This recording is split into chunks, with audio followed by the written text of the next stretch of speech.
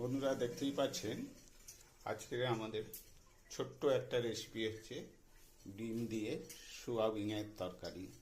প্রথমে আমরা মিক্সচার মেশিনে আদা রসুন কাঁচা লঙ্কা সব কিছু ভালো করে পেস্ট করে নেব। পাচ্ছেন আমরা গ্যাসটাকে অন করেছি, করে ডিমটাকে আগে আমরা ভেজে নেব। ঠিক পাচ্ছেন ডিমটাকে আমরা ভেজে নিচ্ছি প্রথমে। আপনারা দেখতেই পাচ্ছেন আমাদের ডিম মোটামুটি ভাজা হয়ে গেছে।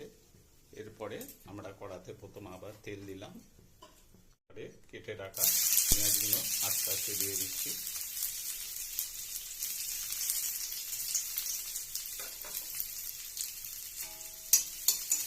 ভালো করে নেড়ে চেড়ে নিচ্ছি। হালকা একটু চিনি দিয়ে দিলাম, পরিমাণ মতো নুন দিয়ে দিলাম।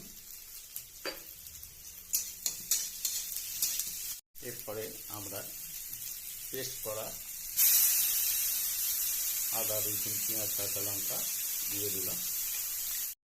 এরপরে কেটে রাখা টমেটোগুলো আমরা দিয়ে দিলাম। পরিমাণ মতন হলুদ দিয়ে দিলাম,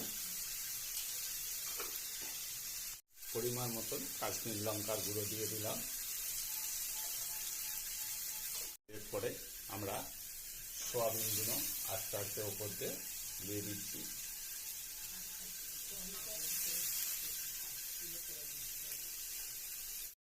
সোয়াবিনটা যখন ভেজাবেন একটু গরম জলে হালকা সিদ্ধ করে নেবেন, তাতে খেতে ভালো লাগবে। এরপরে সেদ্ধ করা আলুগুলো আমরা ওর মধ্যে দিয়ে দিচ্ছি। দেখতেই পাচ্ছেন বন্ধুরা কত সুন্দরভাবে। এরপরে ওপর দিয়ে পরিমাণ মতন ম্যাগি মশলা দিয়ে দিলাম, দিয়ে ভালো করে একটু নেড়ে চেড়ে নিলাম। এরপর পরিমাণ মতন জল দিয়ে দিচ্ছি।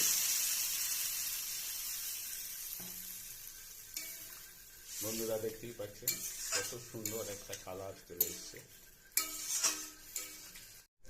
এরপরে বন্ধুরা দেখতেই পাচ্ছেন ভেজে রাখা ডিমগুলো ওপর দিয়ে আমরা দিয়ে দিলাম, দিয়ে মোটামুটি একটু ফুটিয়ে আমরা নামিয়ে নেব। বন্ধুরা দেখতেই পাচ্ছেন মোটামুটি আমাদের রেসিপিটা হয়ে গেছে। ডিম সোয়াবিন আলু দিয়ে তরকারি হয়ে গেছে, এবারে নামিয়ে নেব।